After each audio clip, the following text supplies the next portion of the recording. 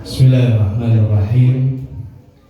Assalamualaikum warahmatullahi wabarakatuh.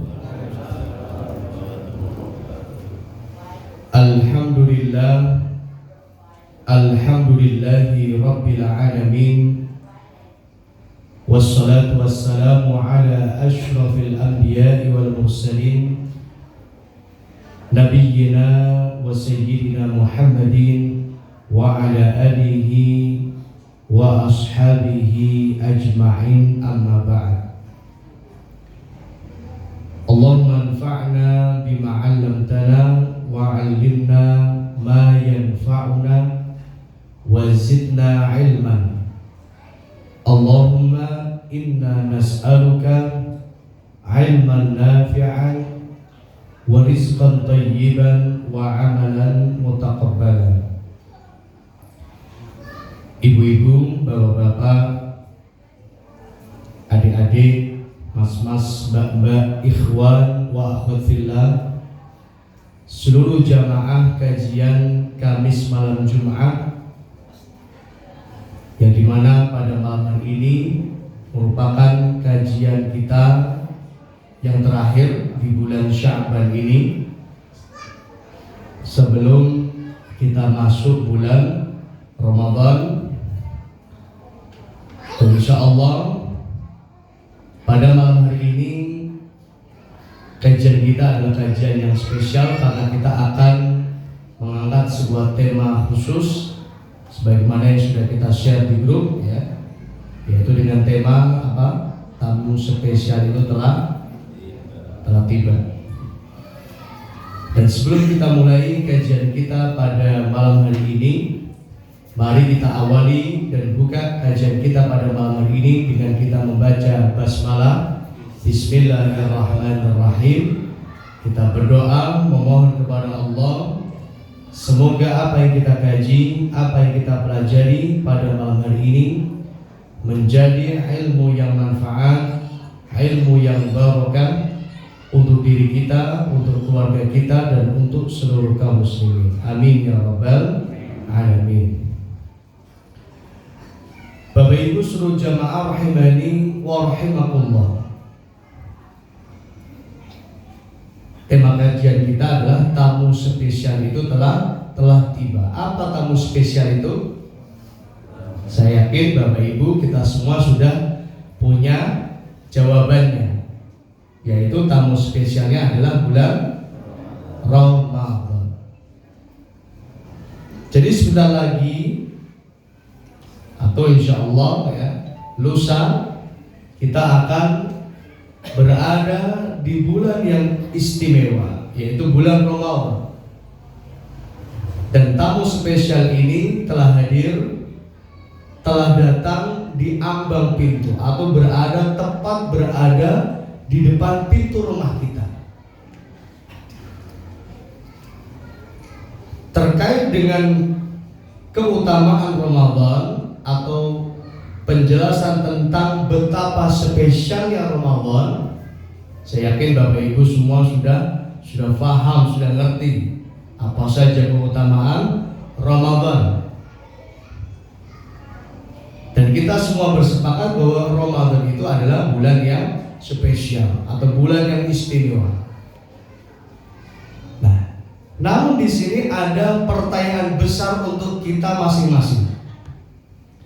Kalau bulan Ramadan itu adalah bulan yang spesial, pertanyaannya untuk diri kita, apakah kita termasuk hamba yang spesial di mata Allah atau tidak? Yang pasti Ramadan itu spesial. Cuma pertanyaannya, apakah kita termasuk hamba Allah yang spesial atau enggak? Jangan-jangan kita adalah hamba yang biasa-biasa saja. Ibarat kalau Bapak Ibu beli martabak, itu martabak ada martabak yang biasa, ada martabak yang spesial. Nah, kira-kira kita ini ya, martabak yang biasa atau martabak yang spesial? kita ini hamba Allah yang biasa, ya yang biasa-biasa aja, atau kita ini hamba Allah yang spesial, yang istimewa, yang Allah Subhanahu wa Ta'ala menilai kita bukan hamba yang biasa-biasa saja. Nah, ini merupakan tantangan besar bagi kita semua. Kalau kita tahu Ramadan ini adalah tamu yang spesial, bulan yang spesial, bulan yang istimewa, marilah kita bertanya pada diri kita masing-masing, apakah kita termasuk hamba Allah yang spesial, yang istimewa atau tidak di hadapan Allah Subhanahu wa Ta'ala. Oleh karena itu Bapak Ibu seluruh jamaah rahimani wa rahimakumullah, jangan sampai kita berada di bulan yang istimewa, di bulan yang spesial, kita tidak berhasil atau tidak menjadi hamba Allah yang spesial atau hamba Allah yang istimewa. Jangan sampai di bulan yang istimewa ini kita menjadi hamba Allah yang biasa-biasa aja. Karena ada sebagian orang, dia merasa biasa-biasa saja ketika berada di bulan Ramadan. Kayak orang beda nih, ya Ramadan kalau orang Ramadan. Bahkan ada sebagian orang yang merasa bahwa Ramadan ini sebagai beban untuk mereka. Wah, sedilongkas ya poso ini. Sedilongkas ora iso ngopi. Sedilongkas ora iso sarapan. Aku ini biasa sarapan. Nah, orang sarapan lemes. Nah, bisa. Akhirnya dengan beribu alasan, dengan berbagai macam alasan, dia dengan sengaja tidak berpuasa di bulan Ramadan hanya gara-gara gak kuat lapar. Hanya gara-gara apa? Orang biasa, orang sarapan. Aku ndak sarapan itu bekerjanya tidak maksimal di kantor.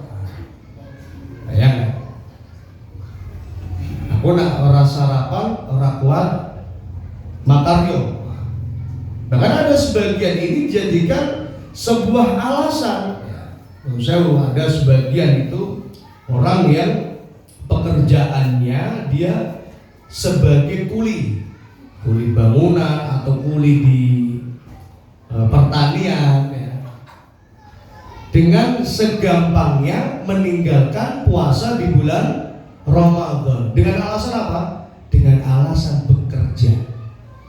Nah, ini saya kira kita ini kalau punya pemahaman yang semacam ini, berarti kita ini berada di jalur yang salah.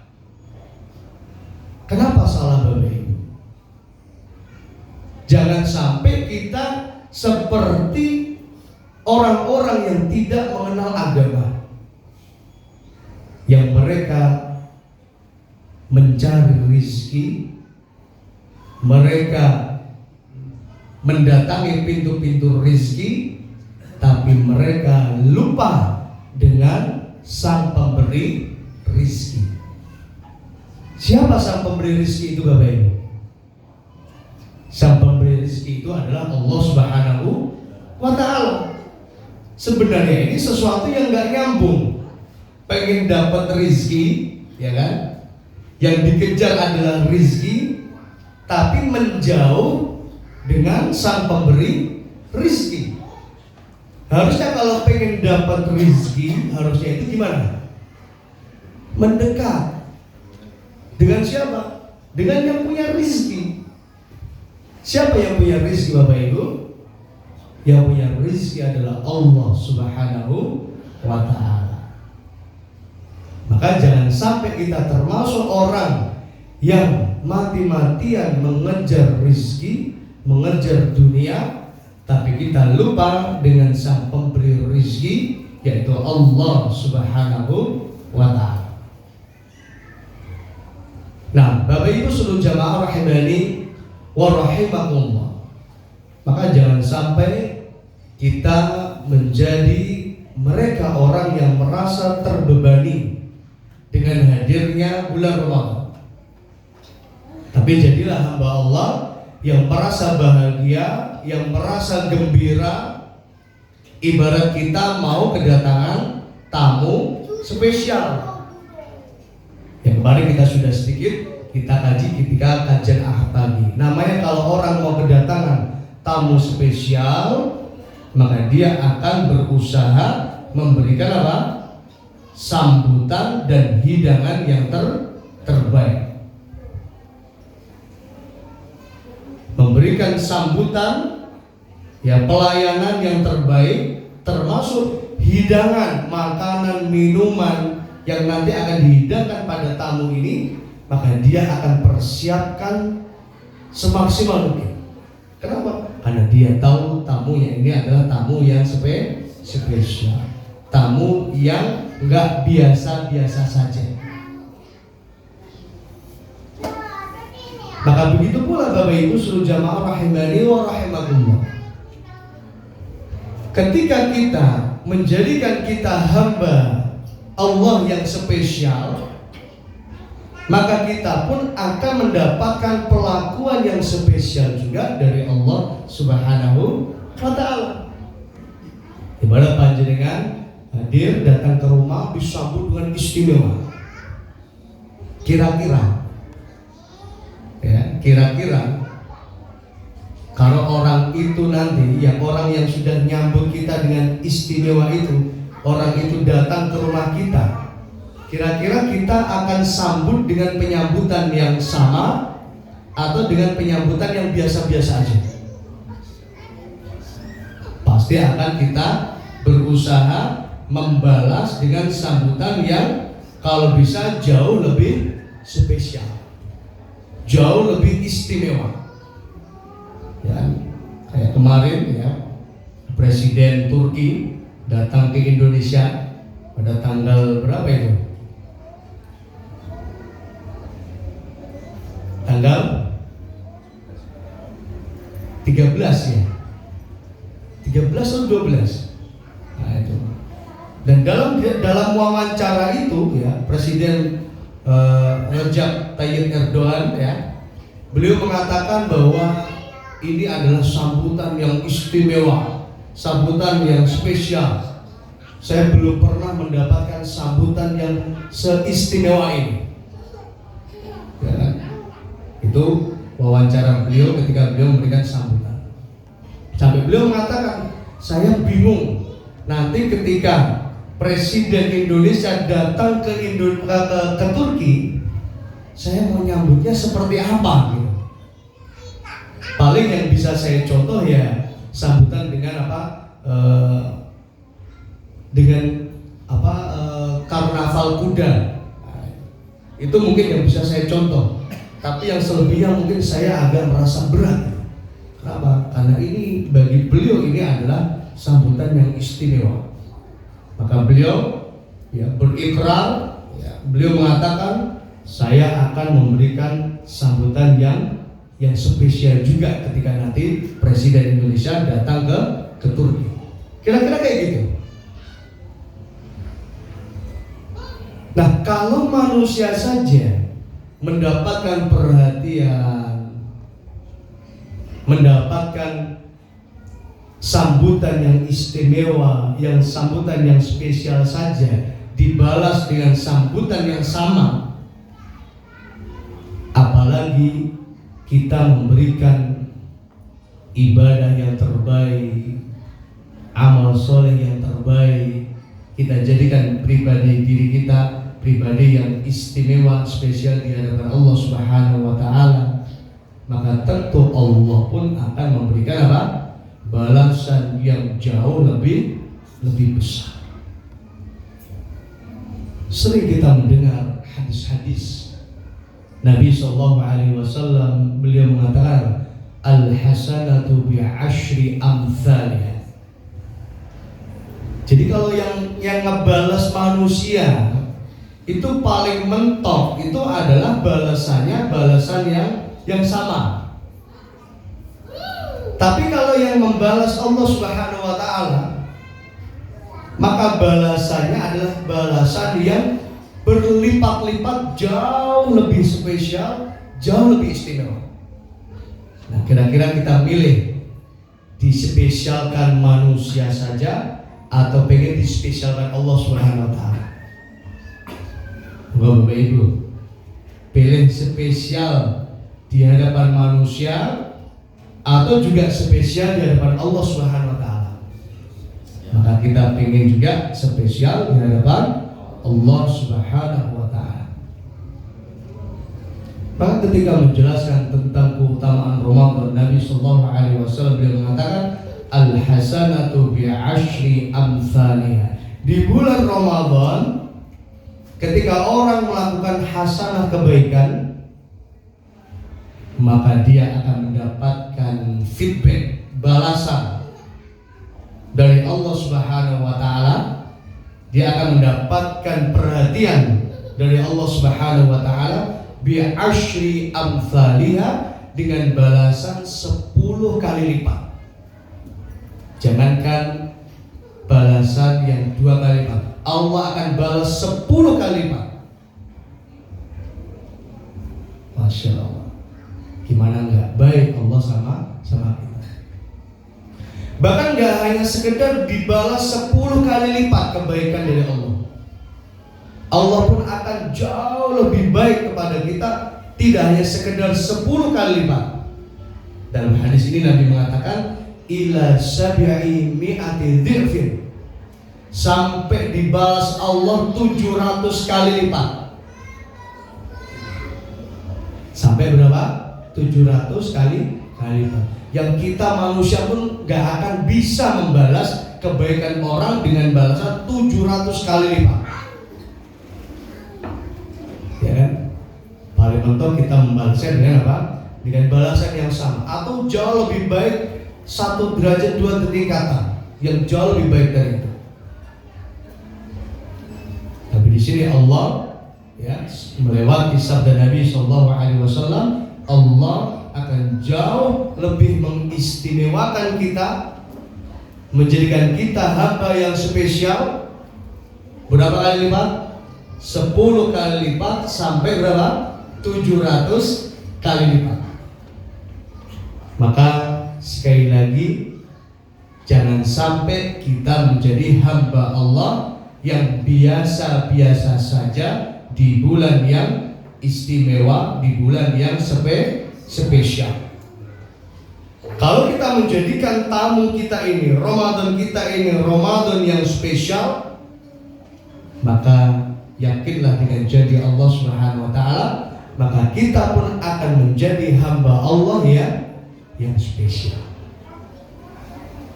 Tidak hanya sekedar dibalas 1-2 kali lipat, tapi dibalas 10 sampai 700 kali lipat. Dan ini adalah kemahakuasaan Allah Subhanahu wa taala. Nah, Bapak Ibu seluruh jamaah rahimani wa rahimakumullah, Ramadan pasti spesial.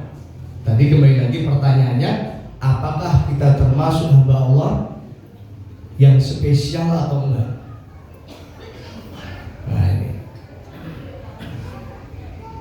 Nah, kalau kita pengen menjadi hamba Allah yang spesial, maka ini harus diwujudkan dengan usaha yang keras. Ya kan? Harus ada pengorbanan. Ibarat kalau beli martabak, pengen dapat martabak yang spesial, nambah duit nggak? Jangankan nambah duit, ya kan? Gitu. Kalau urusan surga, Allah minta apapun akan kita berikan kepada Allah Subhanahu wa taala. Itulah seorang hamba. Sampai dalam Al-Quran Allah berfirman apa? Lan tanalul birra hatta tunfiqu mimma tuhibbu. Kalian tidak akan mendapatkan kebaikan yang sempurna. Jadi sempurna ini artinya menjadi seorang hamba yang benar-benar istimewa di hadapan Allah. Sempurna ini bahasa Inggrisnya excellent. Ya, excellent itu apa? Jadi ya derajat yang tertinggi. Kalau dalam bahasa Arab mumtaz. Lan tanalul birra hatta tunfiqu mimma tuhib. Kalian tidak akan jadi orang yang sempurna kebaikannya sampai kalian infakkan apa yang benar-benar kalian cintai. Disinilah Allah Subhanahu wa Ta'ala ingin melihat kira-kira hambaku ini dia lebih mencintai dunia atau lebih mencintai Allah Subhanahu wa Ta'ala. Sama nanti di bulan Ramadan kita pun akan diuji Allah. Apakah kita termasuk orang-orang yang lebih cinta dengan dunia atau memprioritaskan dunia, atau kita lebih memprioritaskan Allah Subhanahu wa Ta'ala? Maka menjadi hamba Allah yang istimewa, menjadi hamba Allah yang spesial ini penting. Dan kita pengen di bulan yang istimewa ini, yang spesial ini, kita benar-benar bisa mewujudkan menjadi hamba Allah yang spesial. Bagaimana caranya supaya kita menjadi hamba Allah yang spesial? Tidak hanya sekedar tamu spesial saja Ramadan itu. Bagaimana kita menjadi orang yang spesial di bulan yang spesial ini? Yang pertama, orang akan spesial di hadapan Allah Subhanahu wa Ta'ala manakala dia memiliki hati yang ikhlas. Apa Bapak Ibu? Hati yang ikhlas. Hati yang ikhlas itu adalah hati yang benar-benar tujuannya dalam melakukan apapun hanya mencari ridha Allah Subhanahu wa Ta'ala, dan dia tidak mengharap balasan apapun kecuali balasan dari Allah Subhanahu wa Ta'ala. Itulah ikhlas. Maka kalau kita belum mencapai hati yang seperti ini, berarti kita belum ikhlas di hadapan Allah Subhanahu wa Ta'ala. Kalau kita masih mengharap ridhonya manusia, berarti kita belum ikhlas. Kalau kita nanti di dalam beribadah di bulan Ramadan kita masih karena manusia, berarti kita belum ikhlas. Kalau nanti kita tarawih, ya, tujuannya adalah karena manusia, berarti kita belum ikhlas. Maka nanti di sini kita akan diuji Allah Subhanahu wa Ta'ala keikhlasan hati kita. Ada orang yang tarawih itu karena ewo. Ada nggak Bapak Ibu? Aku nak ora tarawih aku mesti ditakokke. Padahal ya ora tarawih wong sepisan kok ya roh. Misal gitu. Maka ini penting kita meluruskan niat di dalam beribadah, apalagi ibadah kita ini akan kita lakukan di bulan yang spesial. Jangan sampai ibadah kita ini bukan menjadi ibadah yang diterima Allah Subhanahu wa Ta'ala. Maka meluruskan niat, membersihkan hati, jangan sampai ada harapan kepada selain Allah. Di dalam beribadah tidak boleh kita mencari keridhaan kecuali hanya kepada Allah Subhanahu wa Ta'ala. Begitu juga kita tidak meminta atau mengharap balasan kecuali hanya balasan dari Allah. Nanti orang akan diuji. Ketika dia bersedekah, ketika dia berbuat baik, kira-kira secara umum orang kalau berbuat baik, kira-kira apa yang diharapkan? Yang diharapkan juga akan mendapatkan kebaikan dari orang yang dia sudah baiki. Aku nak apik karo fulan, fulan itu apik karo aku. Ini gak ikhlas. Ya kan? Ini tidak ikhlas. Kenapa? Masih ada tujuan untuk mendapatkan balasan dari manusia, dan ini sesuatu yang berat, Bapak Ibu. Sesuatu yang berat.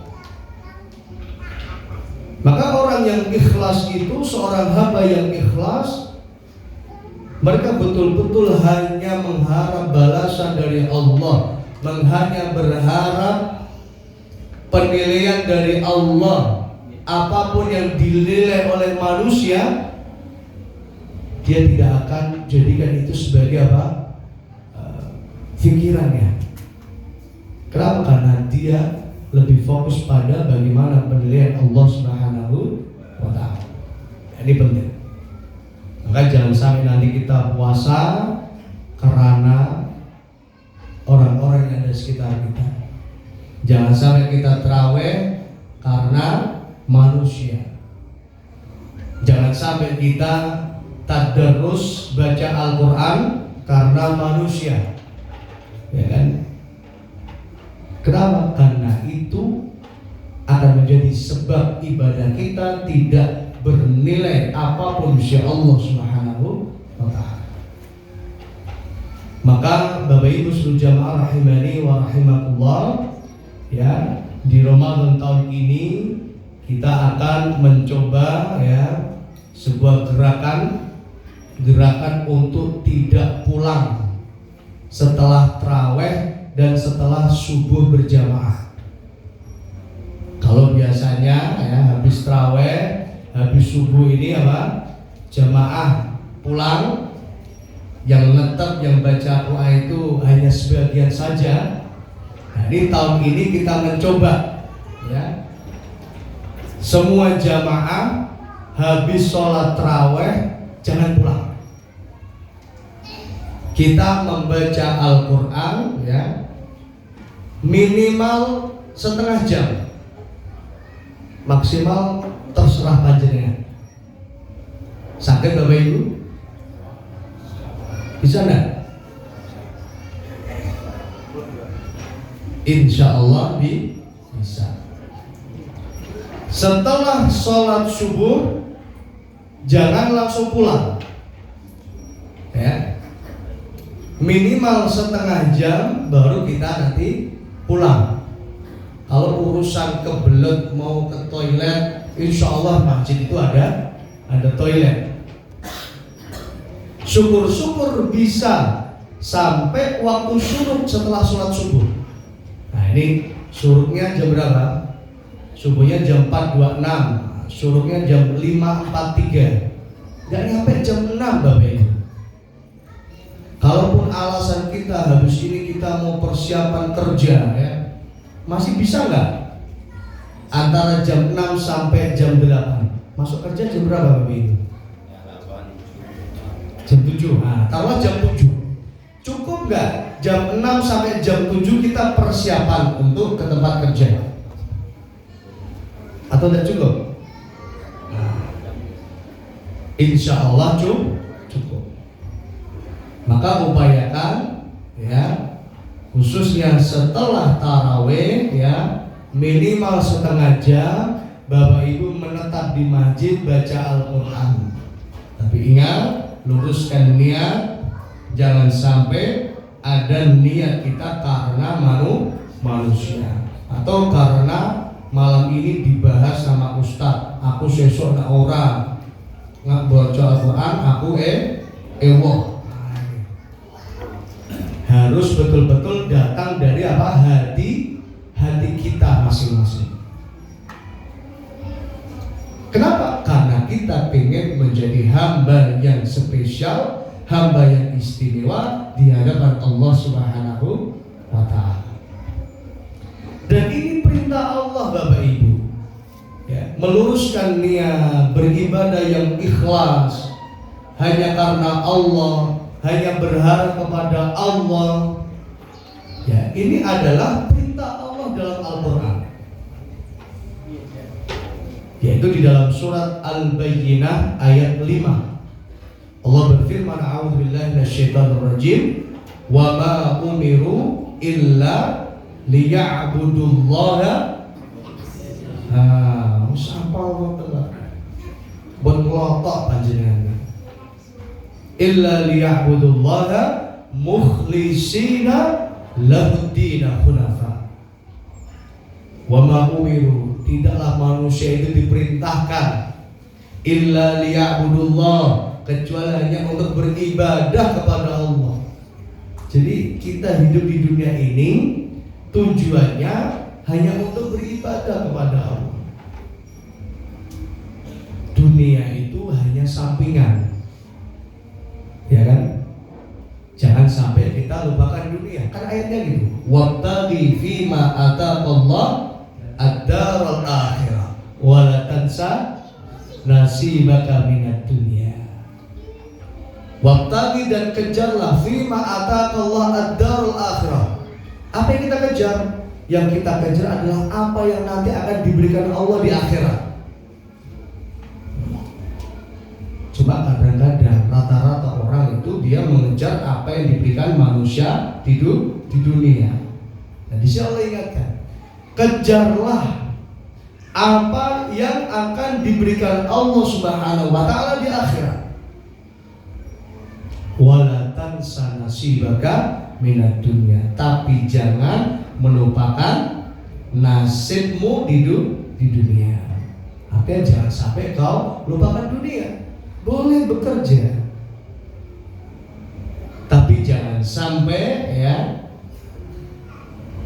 karena gara-gara bekerja kita lupa dengan tujuan utama kita diciptakan Allah Subhanahu wa ta'ala. Boleh kita bekerja, boleh kita jadi kuli bangunan, boleh kita jadi kuli di pertanian, boleh kita pokoknya dari pagi sampai sore kita ngantor bekerja. Tapi jangan lupa Allah perintahkan kita dengan berpuasa di bulan Ramadan. Jangan sampai gara-gara alasan bekerja kita meninggalkan kewajiban kita yang diperintahkan Allah Subhanahu wa ta'ala. Seperti tadi di awal, jangan sampai kita kejar rizki tapi kita meninggalkan sang pemberi rizki. Maka yang pertama adalah jadilah hamba Allah yang ikhlas, maka kita akan menjadi hamba Allah yang spesial, yang istimewa di hadapan Allah Subhanahu wa ta'ala. Jangan sampai ada riya, ada sum'ah, ada ujub. Ujub itu apa? Ujub itu bangga dengan diri sendiri. Aku khatam ping pisan loh, aku khatam ping piro. Nah ini termasuk apa? Ujub dengan diri sendiri. Kalau nggak ditanya nggak usah cerita-cerita, ya, tidak akan bermanfaat bagi teman kita, tapi justru akan menghapus pahala kita. Kecuali kalau ditanya sudah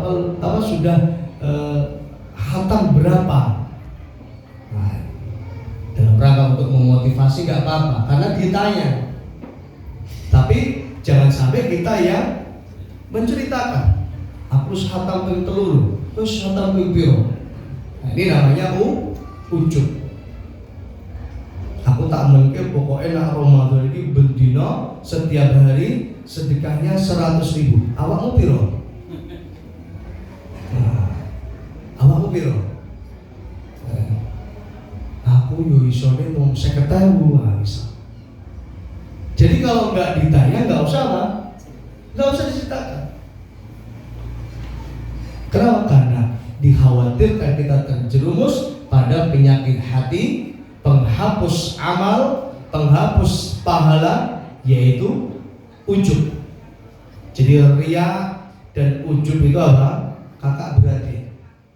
Ya, riya dan ujub itu saudara. Jangan sampai kita riya, jangan sampai kita ujub. Nah ini tujuannya tadi, mukhlishina lahuddin, supaya kita dalam beragama, dalam beribadah benar-benar menjadi orang-orang yang mukhlisin, orang-orang yang ikhlas. Supaya apa? Kita menjadi hamba yang spesial, yang istimewa di hadapan Allah Subhanahu wa taala. Kemudian yang kedua, agar kita menjadi hamba yang spesial, menjadi hamba yang istimewa, maka amalan yang kedua adalah menjadi hamba Allah yang senantiasa bersabar. Apa Bapak Ibu? Senantiasa bersabar. Apa itu sabar? Imam Ibnul Qayyim Al-Jauziyah rahimahullah, menurutnya Syekhul Islam Ibnu Taimiyah, beliau pernah menjelaskan, mengatakan bahwa bersabar itu terhadap 3 hal. Bersabar itu terhadap 3 perkara. Yang pertama adalah bersabar di atas ketaatan. Inilah yang dimaksud dengan istiqomah. Jadi bersabar di atas ketaatan, dan itu berat Bapak Ibu. Istiqomah habis sholat subuh nggak pulang ke rumah, istiqomah habis sholat baca Quran, istiqomah selalu sholat jamaah di masjid, istiqomah selalu sholat tarawih, istiqomah untuk selalu berinfak, istiqomah untuk selalu apa? Apalagi di bulan Ramadan yang bisa diterapkan. Istiqomah melakukan amalan kebaikan, istiqomah hadir ngaji. Nah ini berat. Oleh karena itulah dibutuhkan kesabaran. Bersabar di atas ketaatan. Karena kalau orang nggak sabar, ya dia akan berhenti. Dia nggak akan istiqomah. Makanya istiqomah itu berat. Yang ringan istirahat. Betul ya? Istiqomah itu berat. Yang ringan istirahat. Istiqomah untuk apa? Bangun di waktu malam, apalagi nanti di 10 hari terakhir. Istiqomah untuk apa? Biasanya 10 hari terakhir apa ngapain Bapak Ibu? Apa yang disunahkan? Iktikaf. Di hari 10 yang terakhir. Idealnya kan 10 hari terakhir full berada di masjid. Cuma banyak jemaah kita ini yang belum mampu. Kenapa? Karena masih ada tadi urusan-urusan, tanggung jawab di kantor, harus bekerja. Gak masalah. Tapi kalau kita nggak bisa istiqomah, ya iktikaf 10 hari full, paling tidak kita juga tidak meninggalkan semuanya.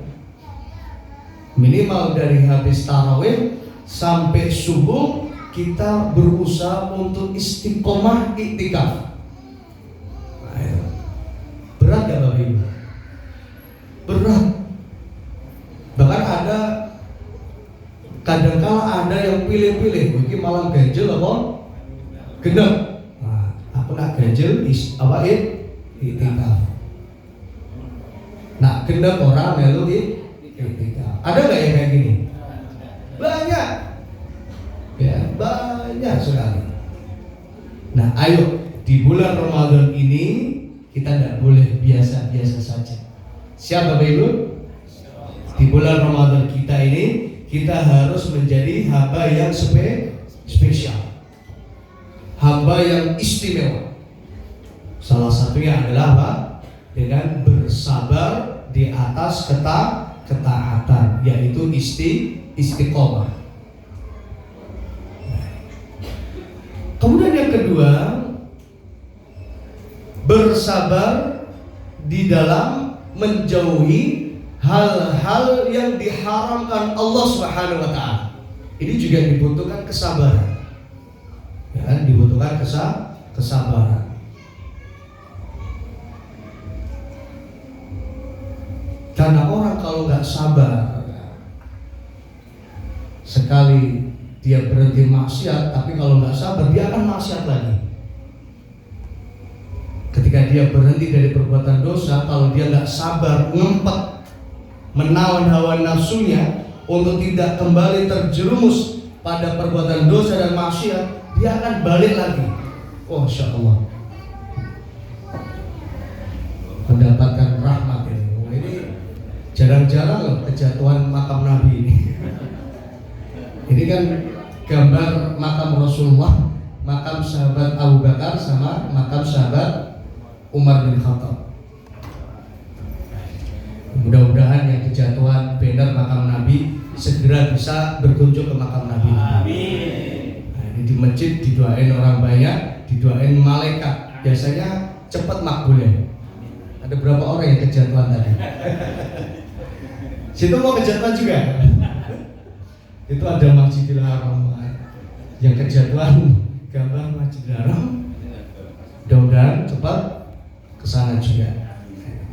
Cuma insya Allah pakunya kencang mas. Orang bakal tiba sendiri. Ya, Bapak Ibu suruh jamaah rahimani wa rahimahullah. Yang kedua apa? Bersabar menjauhi hal-hal yang dilarang Allah Subhanahu wa taala atau diharamkan Allah. Menjauhi perbuatan dosa, maksiat, apalagi nanti di bulan Ramadan. Wah, ini ujian yang berat. Ya, ujian yang berat. Banyak yang gak lulus, banyak yang gagal. Terlebih lagi apa? Menjadikan puasanya gagal, puasanya gak bernilai pahala di sisi Allah. Dia puasa tapi ya juga maksiat, gak ada nilai pahala di sisi Allah. Nah, ini jangan. Kenapa? Karena kita pengen kita jadi orang yang spesial di hadapan Allah. Maka kesabaran yang kedua adalah kesabaran menjauhi larangan-larangan Allah Subhanahu wa taala. Nah, Bapak Ibu suruh jamaah rahimahullah. Kalau di bulan Ramadan saja milieu adalah milieu keimanan atau lingkungannya ini dikondisikan orang mudah untuk taat, orang mudah untuk beramal soleh, orang mudah untuk beribadah, orang mudah untuk istiqomah. Kalau di bulan Ramadan saja orang kok sampai bisa maksiat, orang kok bisa sampai melakukan perbuatan dosa, ini berarti apa? Tidak menutup kemungkinan di luar Ramadan dia akan jauh lebih gampang untuk melakukan perbuatan-perbuatan yang dilarang Allah Subhanahu wa taala. Kalau di bulan Ramadan saja orang ya, dia berani korupsi, dia berani apa? Ini kemarin yang lagi rame korupsi apa itu? Hah? Pertamina ya. Dan jadi kan biasanya beli Pertamax atau Pertalite. Ya kan? Kalau di bulan Ramadan saja orang bisa korupsi. Menurut korupsi ini sebenarnya nggak hanya korupsi duit, termasuk korupsi waktu Bapak Ibu. Ini banyak orang ini apa menganggap hal ini hal-hal yang lumrah, biasa-biasa saja. Padahal ini termasuk korupsi waktu. Orang bekerja, harusnya dia bekerja, tapi dia apa? Jalan-jalan. Harusnya kerja di kantor, tapi malah apa? Belanja. Dengan alasan, itu aku langsung balik mulai. Nah, orang tak menke mampir ke toko dulu, beli kebutuhan sehari-hari. Nah, nanti apa? Mepet maghrib nggak bisa buka di rumah. Akhirnya apa? Harusnya dia pulang kantor jam 4, jam 3 atau sebelum asar dia keluar dari kantor mampir untuk belanja dulu. Boleh nggak Bapak Ibu ini? Tidak boleh. Kenapa? Karena kita bekerja itu digaji, dan di situ ada amanah, yang di situ kita harus bekerja.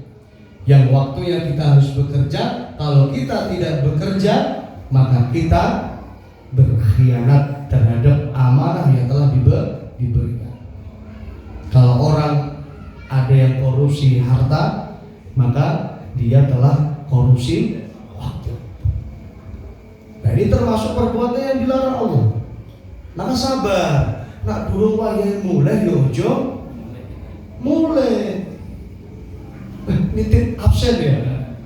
Tapi sekarang insya Allah nggak ada. Sekarang rata-rata pakai apa? Fingerprint.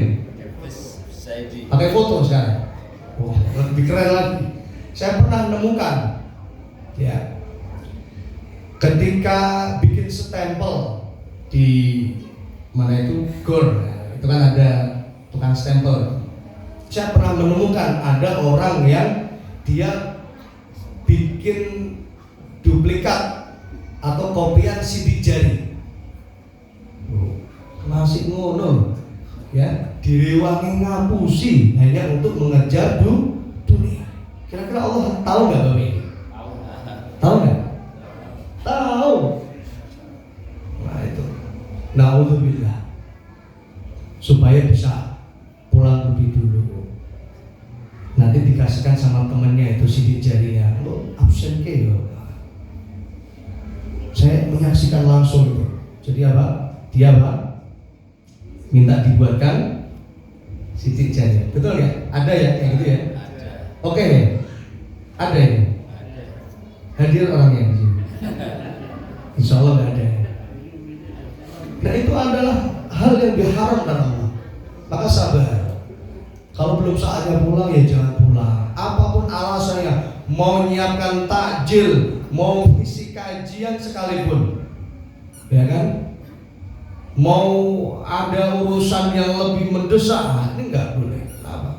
Karena itu ada amanah yang harus dijalankan. Tidak boleh korupsi waktu. Waktunya jam 4 pulang, ya jam 4 pulang. Setengah 4 pun tidak boleh. Jam 4 kurang 1/4 pun nggak boleh. Kalau ada yang sudah terlanjur, ya tobatlah sama Allah. Diterima nggak tobatnya? Diterima sama Allah. Karena Allah itu sangat senang ketika ada hamba yang mau bertobat. Kita semuanya itu pendosa.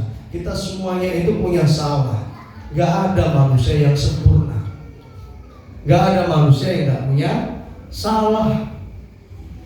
Tapi ketika ada hamba yang mau bertobat kepada Allah, Nabi Sallallahu Alaihi Wasallam beliau mengatakan, Allahu asyaddu farhan bi taubati abdihi. Allah itu sangat senang sekali dengan taubat hambanya. Karena nggak masalah. Ya selalu biarlah berlalu. Wah, aku saya ikut pensiun nih. Iku biar tak hakoni. Gak apa-apa. Masa lalu.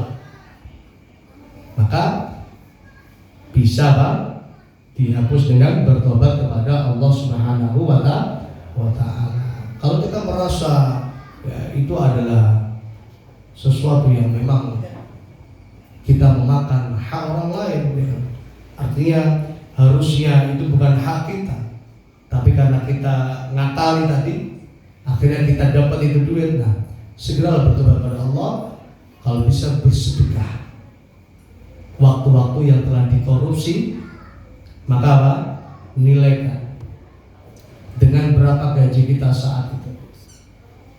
Maka dengan harta itulah kita niatkan untuk bertobat dan bersedekah. Insya Allah diterima Allah Subhanahu wa Ta'ala. Itulah kesabaran yang kedua, yaitu bersabar menjauhi larangan-larangan Allah Subhanahu wa Ta'ala. Kemudian yang ketiga,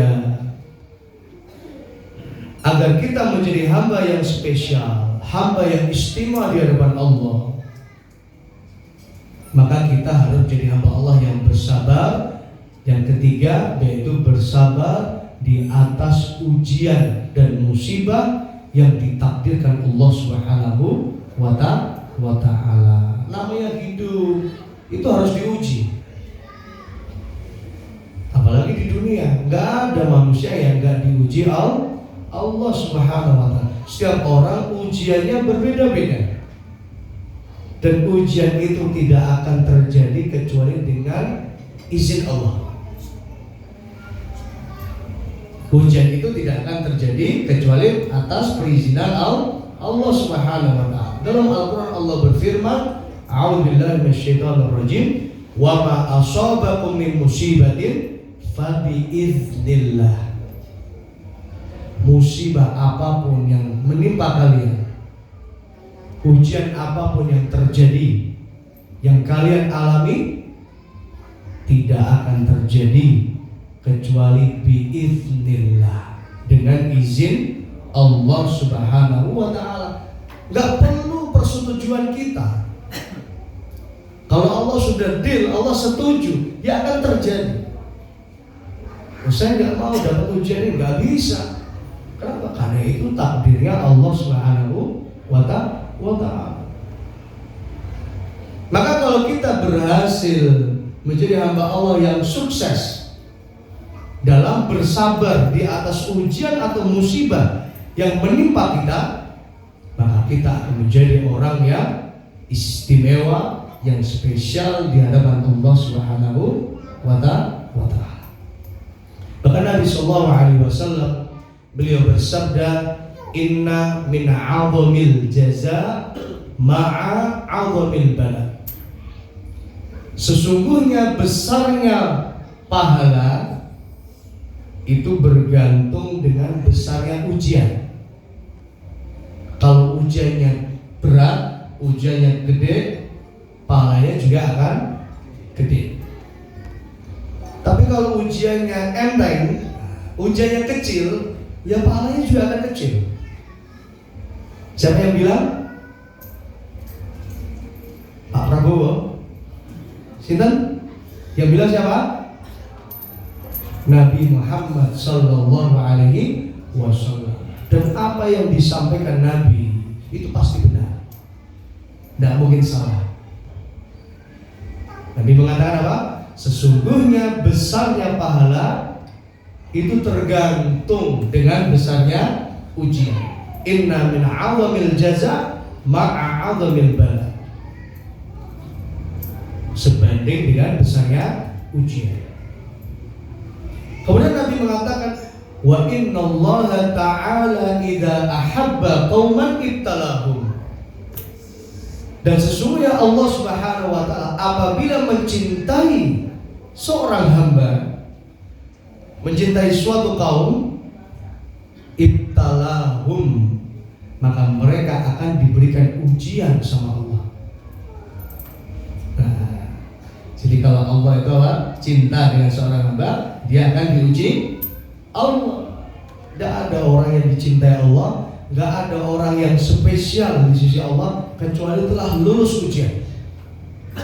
Coba panjenengan list dari Nabi Adam sampai Nabi Muhammad, itu orang-orang yang top, markotop, orang yang best of the best, orang yang spesial. Tidak ada dari para nabi dan rasul yang tidak diuji Allah. Bahkan ada nabi yang disebut dengan nabi ulul azmi, yaitu para rasul. Kenapa disebut ulul azmi? Karena ujiannya lebih berat. Ujiannya lebih berat daripada nabi yang lain. Nah, ini para rasul ini, ulul azmi ini, ujiannya jauh lebih berat dari nabi-nabi yang lain. Ada tingkatannya. Siapa nabi ulul azmi itu? Nabi Nuh, Nabi Nuh, Nabi Ibrahim, Nabi Musa, Nabi Isa, Nabi Muhammad. Nabi Nuh. Kenapa termasuk Nabi ulul azmi? Kenapa? Karena ujiannya nggak sama dengan nabi sebelumnya. Bahkan beliau itu rasul pertama kali di atas muka bumi. Kalau panjenengan pengen tahu betapa beratnya dakwahnya Nabi Nuh, baca surat Nuh. Sampai di situ Nabi Nuh curhat kepada Allah. Qala rabbi inni da'awtu qaumi lailan wa nahara falam yazidhum du'ai illa firara. Ya Tuhanku, sesungguhnya aku sudah dakwah, udah ngajak mereka lailan wa nahara, siang malam selalu aku ngajak mereka ya Allah. Falam yazidhum du'ai illa firara. Tidak semakin baik, tidak menerima dakwah aku malah semakin firoro, semakin kabur, semakin menjauh. Jadi kalau kita ini baru nasihatin orang, baru ngingetin orang digadekke, jangan baperan. Apa baperan itu? Baperan itu apa? Tersinggung, ya kan? Tersinggung. Nah, ini kadang orang itu gitu. Aku niatku itu apa? Aku niatku ngelengke, tapi kok malah balasannya ngono. Akhirnya mau tersinggung. Ujian kita itu nggak seberapa. Nabi itu falam yazidhum du'ai illa firara. Wa inni kullama da'awtu litaghfira lahum ja'alu asabi'ahum fi adhanihim. Ketika diajak sama Nabi Nuh, mereka pada nutup telinga. Wastawsaw siyabahum, bahkan wajahnya ditutup sama pakaian.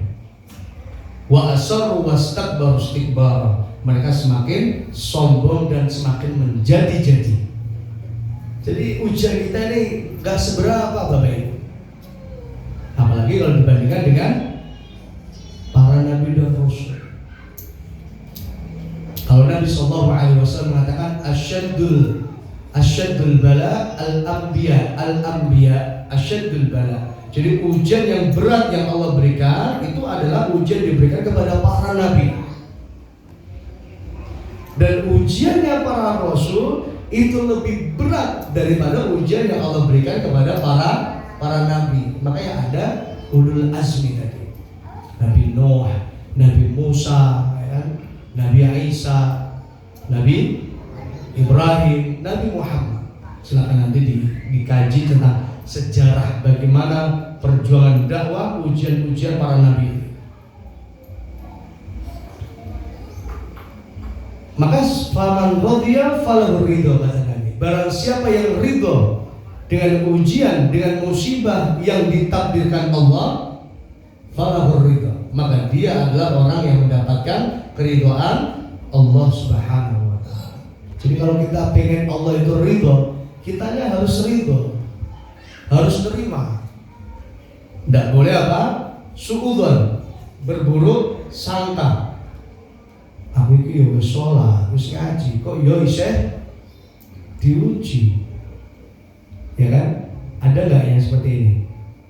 Ada. Kok ujiannya orang rampung, ujiannya orang bar. Ujiannya kok tidak selesai. Loh, padahal saya selama ini sudah menjaga sholat 5 waktu, berjamaah di masjid, baca Al-Quran, istiqomah, ya, iktikaf 10 hari full, tapi kok ya bisa diuji sama Allah. Ingat, Nabi mengatakan, faman radiya falahu ridho. Barang siapa yang ridho, maka dialah orang yang akan mendapatkan keridhaan Allah. Wa man sakhita falahu suhat. Dan barang siapa yang murka, nggak terima, muring-muring, ya kan, nggak ikhlas, bahkan berburuk sangka kepada Allah, falahu suhat, maka dia mendapatkan murkanya Allah. Bagaimana orang menjadi hamba yang spesial, hamba yang istimewa di hadapan Allah? Kalau diuji saja dia apa? Dia berburuk sangka. Kalau diuji saja dia apa? Suudzon. Diuji saja dia nggak ikhlas, nggak ridho. Maka ayo kita ya berusaha menjadi hamba yang sukses dengan ujian ini. Dan itulah orang yang bersabar di atas ujian atau musibah yang ditetapkan Allah Subhanahu wa ta'ala. Inilah yang kedua. Pertama ikhlas, yang kedua apa? Bersabar. Kemudian yang ketiga, agar kita menjadi hamba yang spesial di hadapan Allah, hamba yang istimewa, maka jadilah hamba Allah yang istiqomah. Ya, yang istiqomah. Allah Subhanahu wa ta'ala berfirman dalam Al-Qur'an, a'udzubillahi minasyaitonir rajim, innal ladzina qalu rabbuna Allah summa istaqamu tatanazzalu 'alaihimul malaikatu alla takhafu wa la tahzanu wa abshiru bil jannati allati kuntum tu'adun. Karena orang yang istiqomah itu endingnya itu happy atau happy ending. Dan orang yang happy ending berarti dia orang yang spesial di sisi Allah Subhanahu wa taala. Di sini Allah mengatakan innal ladzina qalu rabbuna Allah summa istaqamu. Sesungguhnya orang yang dia istiqomah di dalam keimanannya, mengatakan Allah sebagai Tuhannya, dan dia mentaati segala yang diperintahkan Allah, menjauhi apa yang dilarang Allah. Summa istaqam, kemudian dia istiqomah. Tatanazzalu 'alaihimul malaikatu alla takhafu wa la tahzan. Kata Ibnu Katsir dalam menafsirkan ayat ini, beliau mengatakan ayat ini menjelaskan tentang bagaimana akhir hayatnya orang yang beriman, yaitu dia meninggal dalam kondisi husnul khatimah. Dan ini cita-cita terbesar kita semua di dunia ini. Kalau kita bisa mati syahid, masih syahid. Kalau tidak bisa, ya istiqomah. Tatanazzalu 'alaihimul malaika. Maka ketika sakaratul maut, kata Ibnu Katsir rahimahullah, orang yang istiqomah akan didatangi oleh para malaikat. Tatanazzalul malaika, para malaikat akan tatanazzal, akan turun, akan hadir dalam proses dia mengalami sakaratul maut. Spesial ini, istimewa. Tidak hanya satu malaikat saja, tidak hanya dua malaikat. Tatanazzalul malaikat, para malaikat akan turun dan hadir. Tatanazzalul malaikatu alla takhafu wa la tahzanu. Malaikat ini apa? Menyampaikan kabar gembira, menyampaikan pesan dari Allah. Allah mengutus malaikat untuk menyampaikan pesan kepada orang yang akan meninggal dunia, orang mukmin yang mengalami sakaratul maut, orang yang istiqomah yang mengalami sakaratul maut. Alla takhafu wa la tahzanu. Janganlah engkau takut, janganlah engkau bersedih. Janganlah engkau takut dengan kematian, janganlah engkau bersedih akan meninggalkan dunia. Wa abshiru bil jannah. Aku diutus Allah untuk menyampaikan busyra. Apa itu busyra? Kabar gembira. Apa kabar gembiranya? Bil jannah. Kau akan masuk jannah. Kau akan masuk surga. Jadi orang belum meninggal dunia udah dapat kabar gembira berupa surga. Dan ini adalah keutamaan yang akan diberikan Allah kepada orang yang istiqomah. Maka beristiqomahlah di dalam beribadah kita, dalam amal soleh kita, maka kita akan menjadi orang yang spesial, istimewa di hadapan Allah Subhanahu wa ta'ala. Kemudian yang keempat, yang terakhir, kalau kita ingin menjadi hamba yang istimewa, yang spesial di hadapan Allah Subhanahu wa ta'ala, maka jadilah hamba Allah yang paling banyak amalnya. Dan tidak hanya sekedar banyak, tapi baik amalnya. Ya, menjadi hamba Allah yang punya amal solihah. Amal solihah itu berarti amal yang soleh, amal yang baik. Amal yang soleh itu terbagi menjadi dua macam. Yang pertama, amal soleh yang bersifat ukhrawi, yaitu apa? Urusan-urusan akhirat. Yang kedua, amal soleh yang bersifat duniawi, yang bersifat urusan-urusan dunia. Jadi di dalam beragama kita, di dalam Islam, namanya ibadah yang bernilai sebagai amal soleh, yang bernilai sebagai pahala, itu tidak hanya dalam urusan-urusan ibadah yang wajib saja, sholat, puasa, zakat, haji. Iya, itu bagian dari ibadah. Tapi ketika seorang hamba dia melakukan urusan-urusan dunia,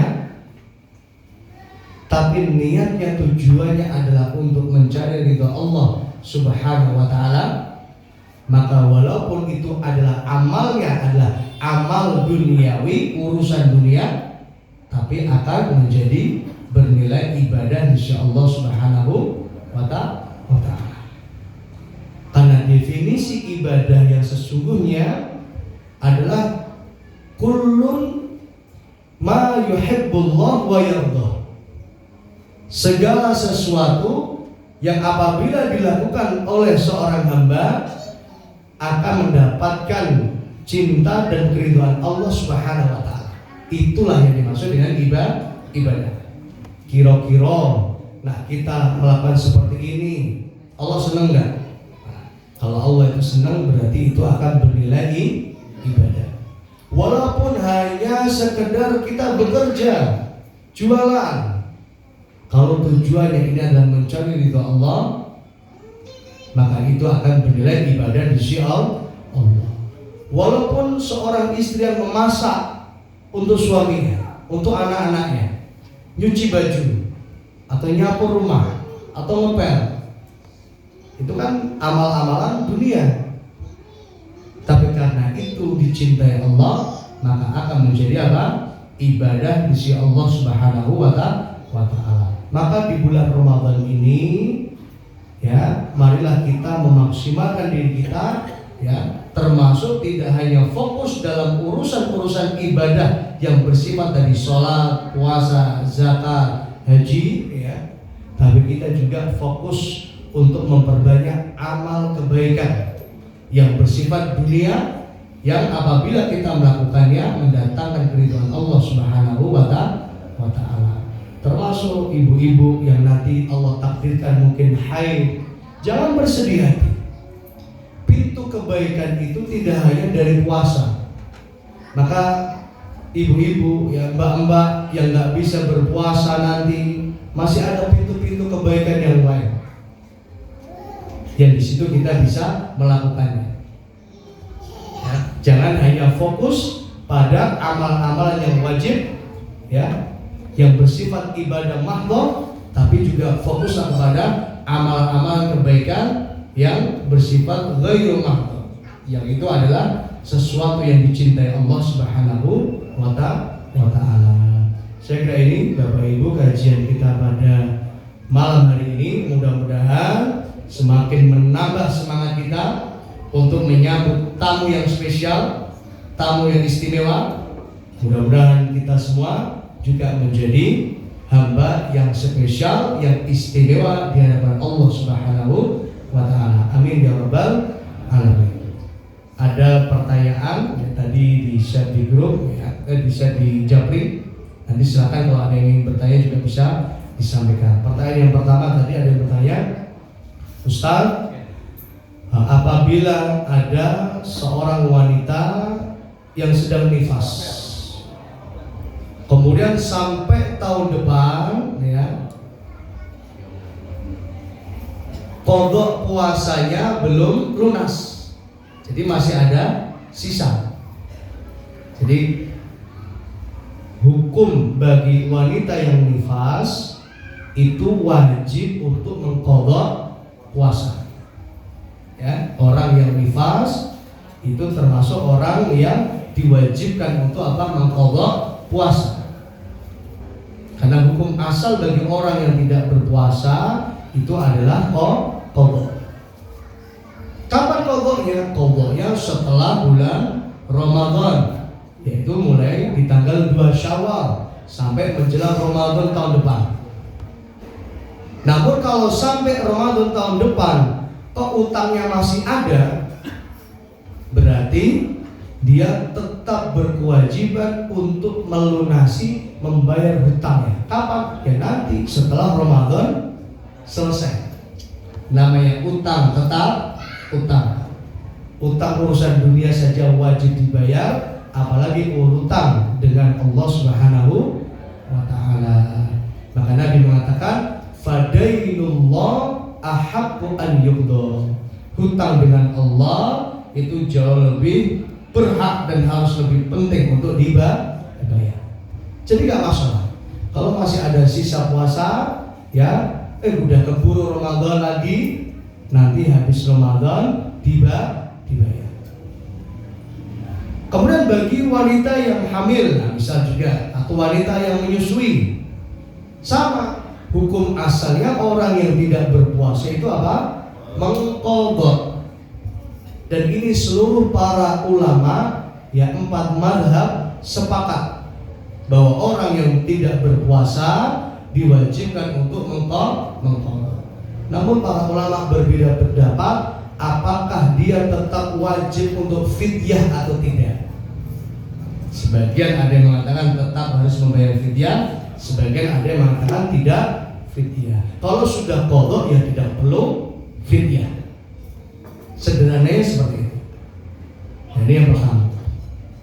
Kemudian pertanyaan yang kedua terkait dengan tarawih. Nah, itu tadi ada yang bertanya, Ustaz, kalau misal saya nggak sempat tarawih, ini nggak sempat apa orang nyempet ke? Beda ya? Beda atau sama Bapak Ibu? Beda ya? Sempat sama orang nyempet ke. Tapi kita berhusnuzon. Mudah-mudahan memang benar-benar tidak sempat ya. Mungkin ngeluarin Pak Prabowo mungkin kerjaannya. Saking apa? Sibuknya saking nggak sempat untuk tarawih.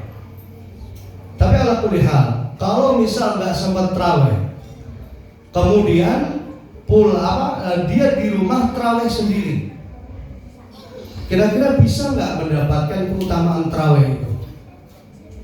Ya weh, bisa nggak? Bisa nggak? Tetap berpahala, tapi tidak mendapatkan pahala keutamaan tarawih berjamaah, yang dimana tarawih berjamaah itu pahalanya gede, Bapak Ibu. Apa pahalanya? Nabi sallallahu alaihi wasallam bersabda, "Innahu man qama ma'al imam hatta yansarifa kutiba lahu qiyamul lailah." Sesungguhnya mereka yang tarawih bersama imam, berarti sama imam, orang tarawih dewe.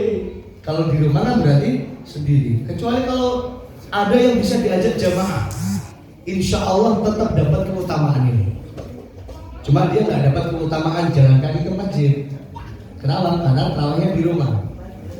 Padahal keutamaan jalan kaki ke masjid itu setiap langkah mengangkat derajat dan setiap langkah itu menggugurkan dosa. Jadi apa? Berbahagialah orang-orang yang rumahnya jauh dari masjid, pahalanya lebih besar. Kembali lagi, sesungguhnya mereka yang qiyam bersama imam hatta yang shorifa, sampai sholatnya selesai. Berarti apa? Tuntas dari awal sampai akhir ikut tarawih bersama imam. Tidak boleh berhenti atau ambil setengahnya atau ngambil tarawih tok. Aku mau witirin omah wae. Ada sebagian yang seperti itu. Boleh nggak? Boleh.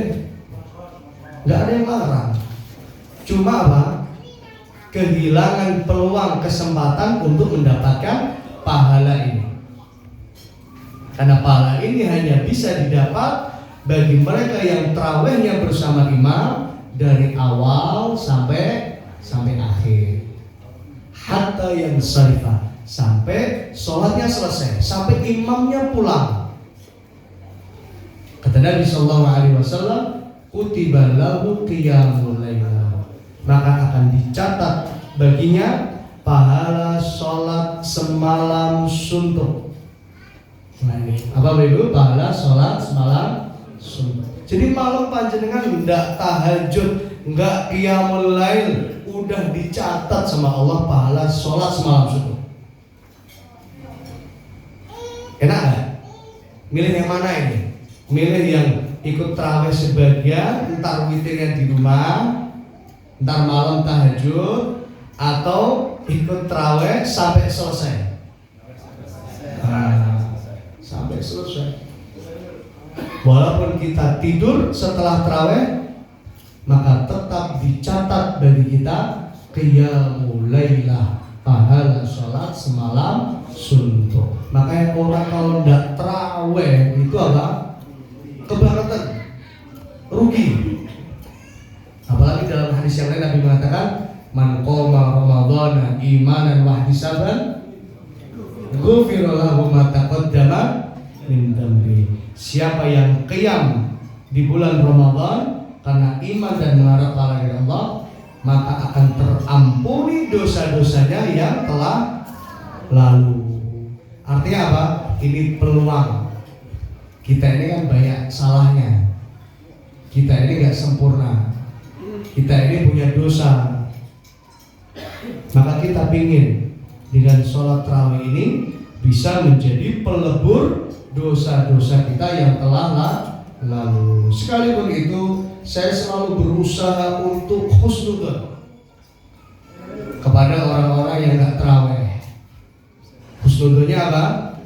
Mungkin orang duit dosa. Karena kalau orang merasa punya dosa, itu dia akan tergiur, dia akan termotivasi, dia pengen dosanya itu diampuni Allah, maka dia datang tarawih. Berarti orang yang nggak tarawih berarti orang duit. Sepakat ya? Begitu ya? Padahal nggak ada orang yang nggak duit dosa. Nah ini aneh makanya.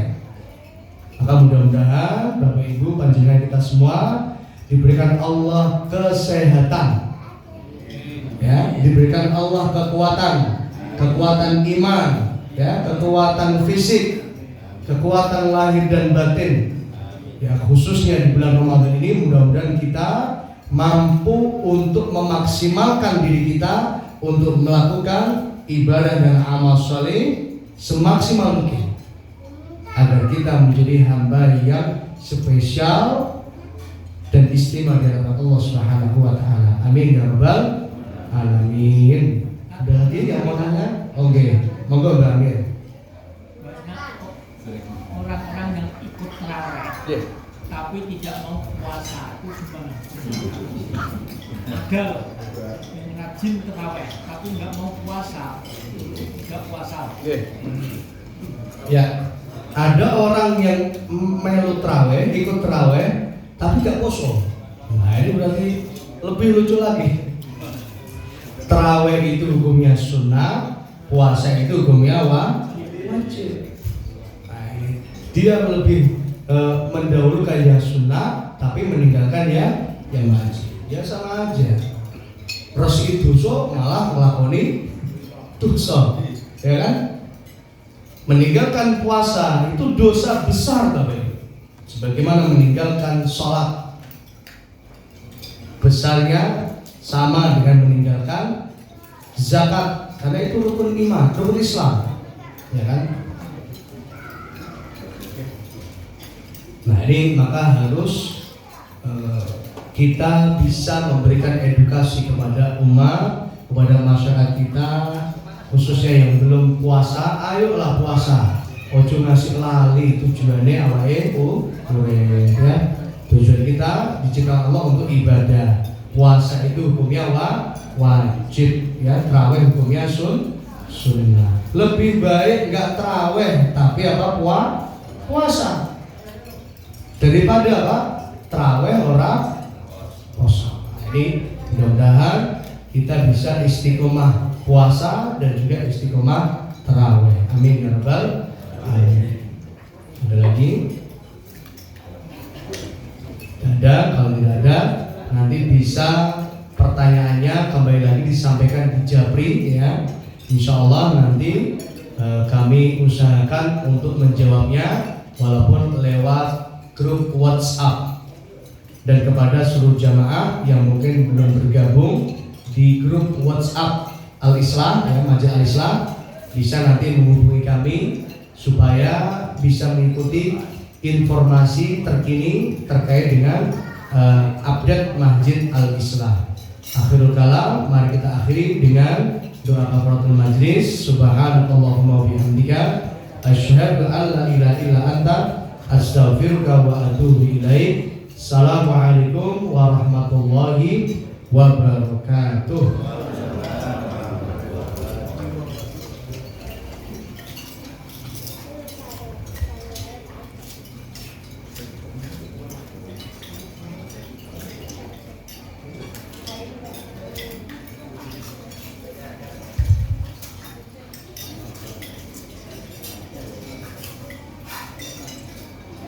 Boleh, kita